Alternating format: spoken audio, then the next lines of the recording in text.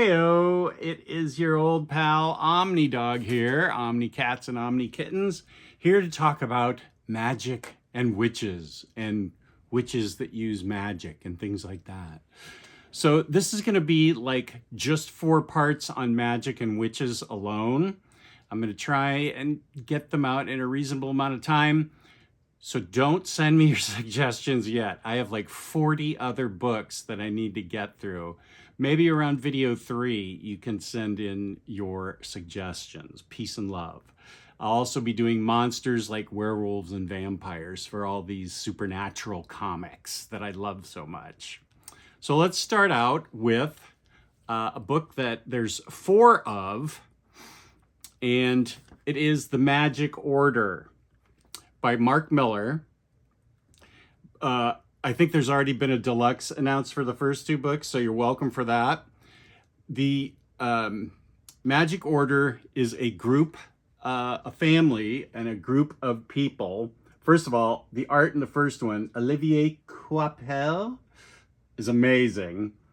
The Magick Order lives in a painting in a Chicago art museum, and they are entrusted with keeping the world safe from things that go bump in the night, other dark magic creatures. And Cordelia Moonstone, kind of a Zatanna type, is the main focus in the book. In the first book, we have Madame Albany, who looks like this. She is wanting this book that her father decided not to will her. She's not part of the Magick Order. She wants the Orachalcum. The Orachalcum. It's a book of ancient spells that will give her major league power, and she's willing to kill for it. And she will be a featured villain throughout the book. This is Mark Millar's one of his books for Netflix. As you can see, Netflix. So it's reasonably not safe for work. It's got a lot of bad words, but no real. Everything that happens is consensual, which is nice. And I think he kind of toned down his natural instincts, because the Magick Order is really, really good. It's not, it does have some not safe for work elements in it, but that shouldn't prevent you from getting it at all, because it's a great read. In that book 1, it's mostly about Madame Albany and her desire for the Orachalcum. And then book 2 deals with a group of Eastern European magicians who want to turn the world back to its old ways and needs to go through the Magick Order to do it. Now, one thing about these books is I'm just giving you the main plot, but there's lots of little subplots that go on, and Millar does a really good job of keeping them woven in together in a very coherent way. This book features Cordelia's almost husband in it, who is a junkie just out of rehab rather. He's in his recovery, and he's an interesting part. He's a magician, and he's battling his desire for heroin and trying to help you can see by this cover what he's dealing with. And he's trying to help the Magick Order. He's part of the Magick Order. He is trying to help them stem the tide of the Eastern European magicians, who are summing up all kinds of crazy creatures and wildly dangerous things in their bid to take over. As I said, there are a lot of subplots going on. This one has Stuart Immonen art, which is amazing. This will all be a great deluxe for those of you who haven't picked it up already. In the third book, as a matter of these all need to be read in order, in my opinion. This says on the back of it, it's a great jumping on point, but I disagree. I think you should read all these in order. And I'm not going to present anything on these videos that shouldn't be read. All of these get my seal of approval that I enjoyed them, and I think you will too. This has art by Gigi Cavanago. This one, we deal with, Magick Order, the main plot is they go to Asia where one of their own is suspected. He's a very rich financier, and he's suspected of using black magic, dark magic, to help him with his success, which is frowned upon. That's the main plot point. And one thing that is in this book, don't grow too attached to any one character. There are consequences in these books. And the fourth one, it finishes with with something like "to be continued." So I know there are more coming, but it ends on a good point. This one is dealing with stories that come to life, and the writer that has set it up so that his stories come to life. We also learn there are temporal hijinks in this one, battles to save lives and battles to acquire power, and old foes and people within the Magick Order. We learn more about them. We learn more and more about individual people in the Magick Order throughout this series. It is really, really well done. I think it's the best Mark Millar thing I've read in a very long time. Magick Order. The next book that I'm going to recommend is an older Vertigo series called Hex Wives. And in it, since 1692, Salem, Massachusetts, when a coven of witches has been accused of being witches. Since 1692, we have been shown that these witches have been defeating the men, the warlocks, for years and years. And all of a sudden, these witches wake up with no memory in a suburb, and there are wildfires all around the suburb that keep them from leaving. And they live very mundane, wine drinking, recipe swapping lives. But they feel, one by one, a lot of them feel that something's amiss here. These are the same witches who have defeated the warlocks every time prior. I don't want to show you any more because then, let's see, well, no, I want to show you that. Yeah, I can show you that. I don't want to show more because that can spoil it. But the witches are extremely powerful. They don't have any memories. They don't know how they got there. They're leading these lives. As I said, something seems amiss. I think it's really well done by Ben Blacker with art by Mirka Andolfo. So I like this book a lot. One of the older books in my collection actually is by Greg Pak. It's called Kingsway West. And I wish this had a sequel. This is one of my fave books ever. And I really, if I ever meet Greg Pak, I will tell him, dude, you need to do more. This is an alternative Western. They're in the Old West. Art is by Mirko Kolak. The art is amazing, and the writing, Greg Pak, I feel like is underrated. I really like a lot of his stuff. Kingsway West is the name of an Asian gentleman who is a cowboy, and the Civil War is over, but it wasn't the Civil War that we know. There's magic in this world, and Kingsway is one of the major users of magic. There's dragons, flying ships, and a powerful source of magic known as red gold.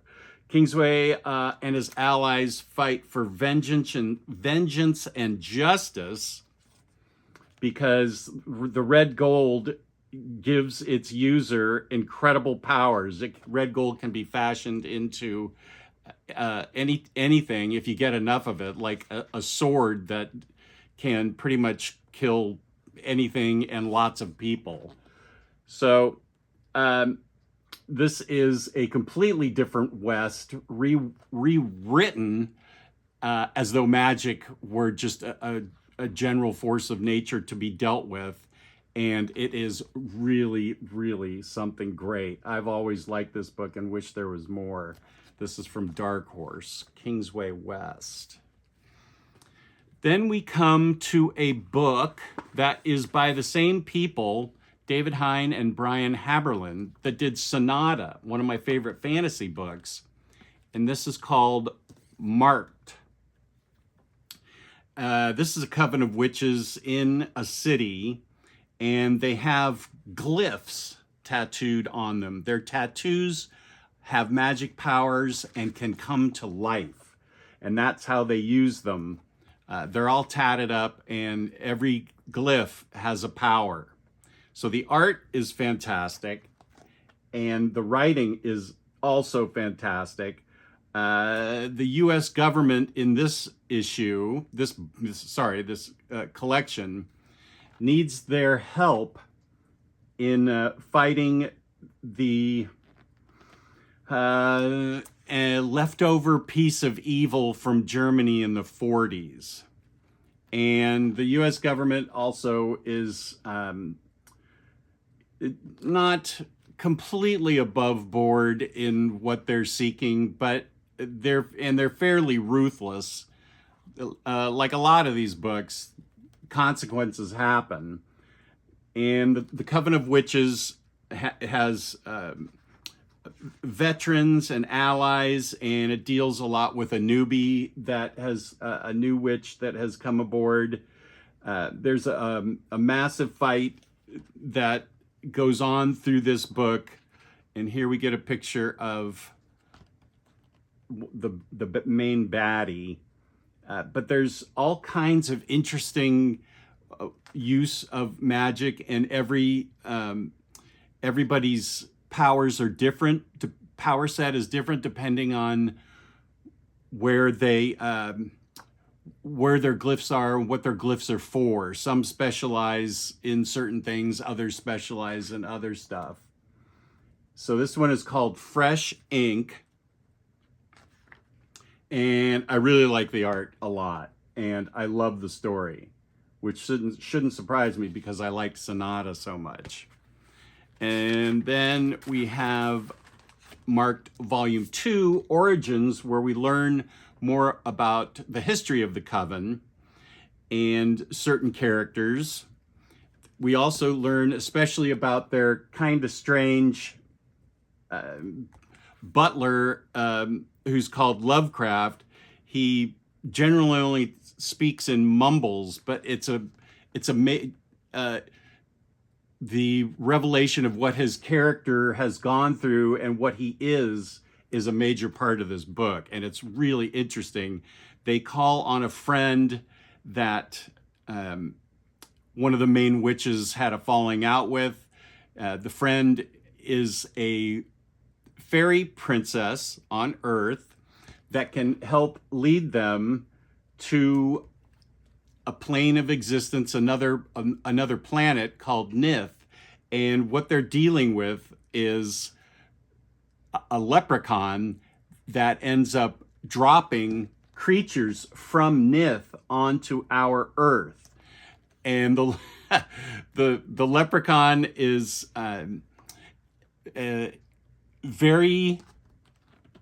he escapes very easily. I'm sorry, I'm struggling for words. He escapes trying to be captured very easily. And here's Lovecraft right here. But dark magic is being used all over the place, and the Coven needs to call in friends for help, magical friends for help, because they have a very big battle on their hands with the creatures from Nith. And is the leprechaun good? Is the leprechaun evil? Does he whoop, there's a word. Yeah, there's got, the only thing that's not safe for work in some of these books is the language. There's some language in this book. I think you can count on language in just about all these books. So I love this book. It's really interesting. I'm sorry that there's not more to it so far. There's just 2 volumes, and the witches are, the more we learn about them, the more interesting they become. It turns out maybe the leprechaun has good reasons for dropping the crazy creatures from Nith onto planet Earth.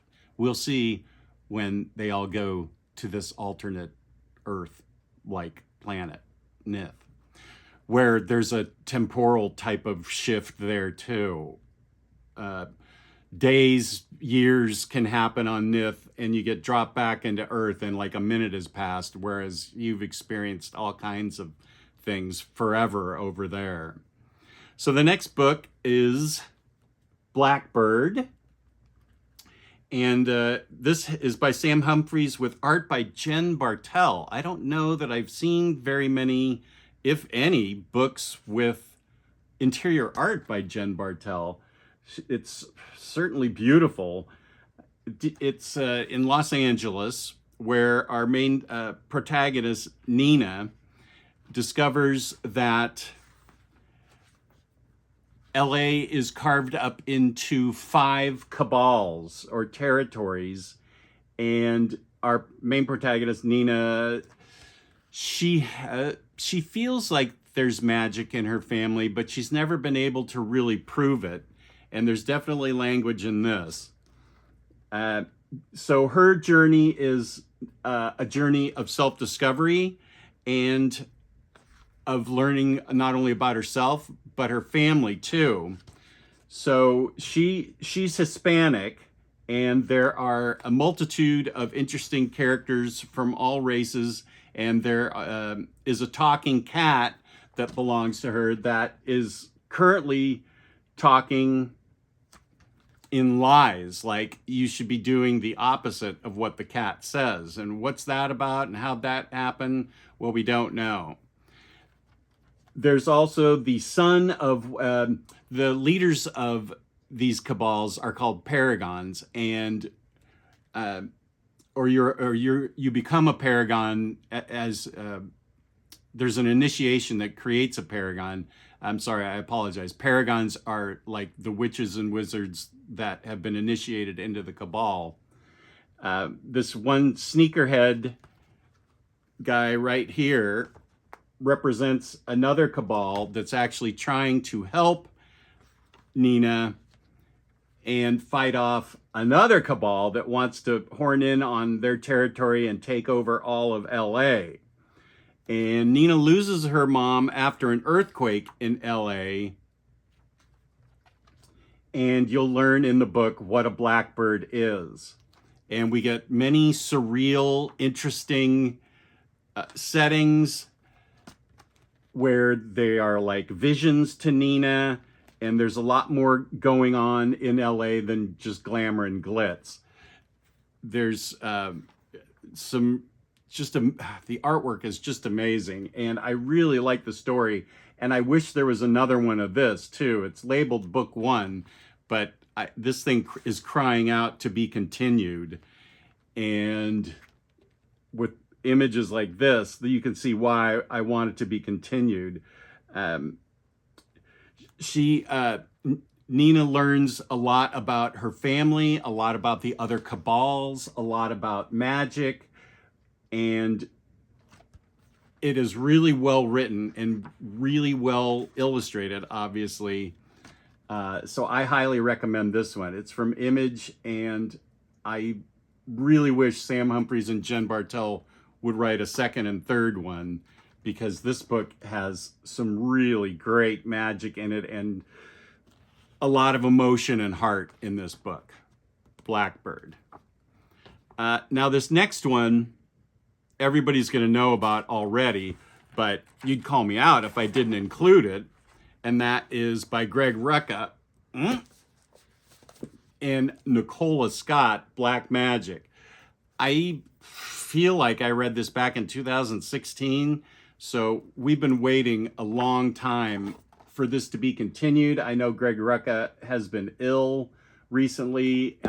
You know, we're waiting for Lazarus 2, but this is about a police detective in a city which I feel like is in Oregon, like Portland or maybe Seattle, something like that. She's a police detective that's also a Wiccan and has lots of powers of her own. She has a lot of friends in the Wiccan circle who are willing to help her. And she's trying to find, she's on a case that gets stranger and stranger, and she's using more and more of her powers and her friends. She needs them to help her too. It's not just an ordinary case, because there are also witch hunters involved in this. Whenever the witch hunters see that there's witch activity going on, they generally hunt them down. But in this case, we're not sure if they're there for good or ill. And our main protagonist is has a partner in the police department that she works with that knows about her. They all know that she's a Wiccan, but I don't think they all know really the extent of her powers. And it's just remarkably well written. I think probably everybody already knows about this book. It's remarkably well written, incredibly drawn, and we're all desperately waiting for the next chapters to be revealed for Black Magick, because there's some serious evil happening in the world that she's trying to fight off. So, incantations, wards, scrying, a very protective black cat. This book has everything except a sequel, so I highly recommend this book. The first book of Shadows, it's called. It's great. It's one of the great witch stories you can get. The next one, I just read recently, and it's called Unnatural Order. And this book, there's Magick featured prominently in it. It starts off in olden times, I guess 54 BC approximately, and comes up straight to pretty much modern times. The art, who's this by? This is by, because this is, okay, Christopher Yost, and the artist is Val Rodriguez, and the colorist is Derbla Kelly, letterer, and World. The art is great, and it's a really interesting tale that I found fascinating. As I said, it dates back to 54 BC, and we've got all our characters back then that are they band together to try and fight this main evil guy called the Druid. And the Druid is searching for ultimate power from the past. There's like a thinning of the worlds that allows people to travel from the past into the present. It's called the Veil, and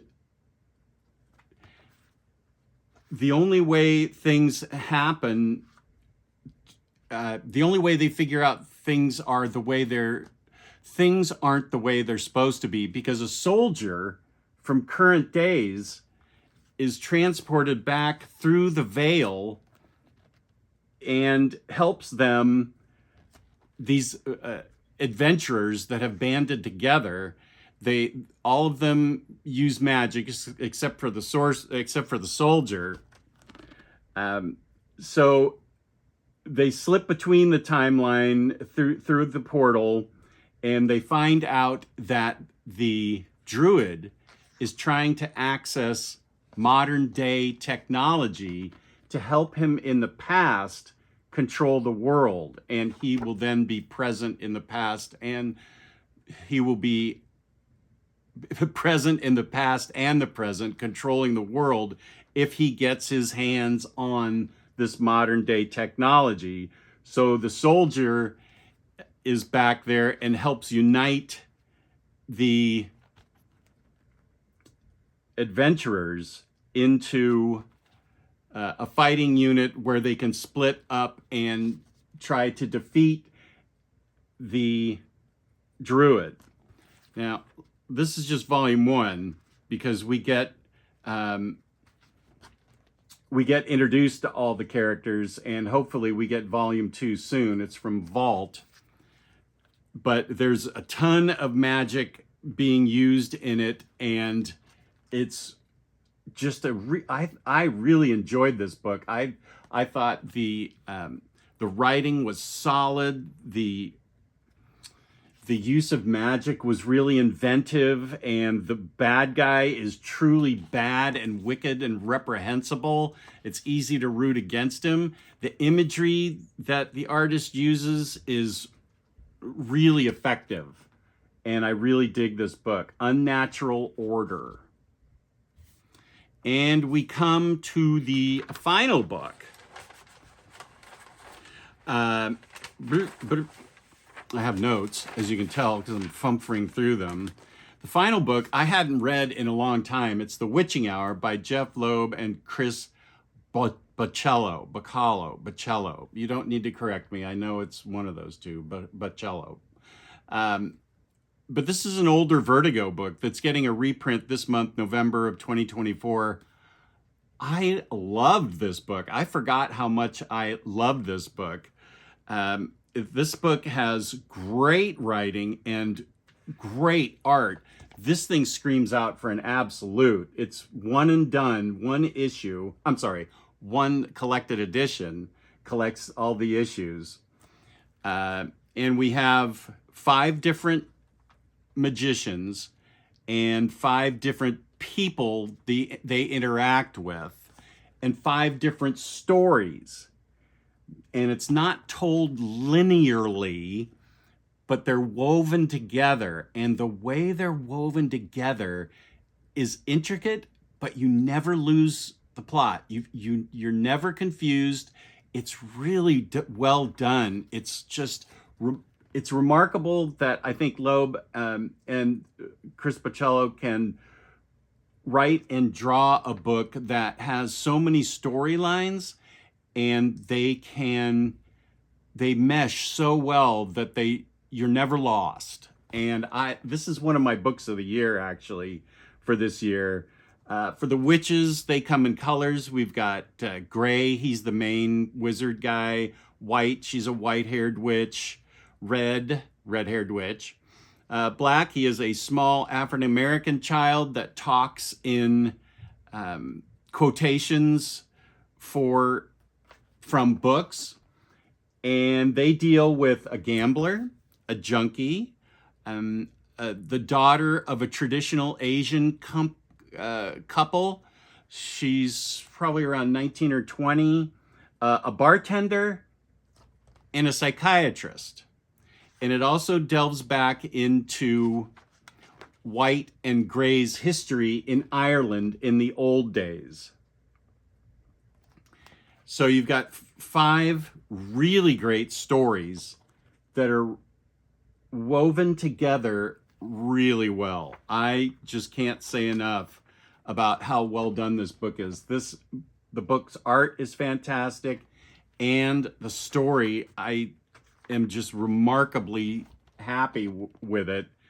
I think that in the hands of a lesser writer, this could be confusing, but instead, the witches all use their witchcraft very subtly, but very effectively. Some people are good that they deal with. Some people are bad. there's not necessarily a happy ending, but there's a satisfying conclusion to all of their stories, including the witches. Blue is a big mute. Blue is a big mute guy. He also is an effective witch. So this is called the Witching Hour. So you'd think that they're all witches. So the story of Gray and White's history is also a story that gets woven through it. So I guess that counts as a sixth story, but it's not.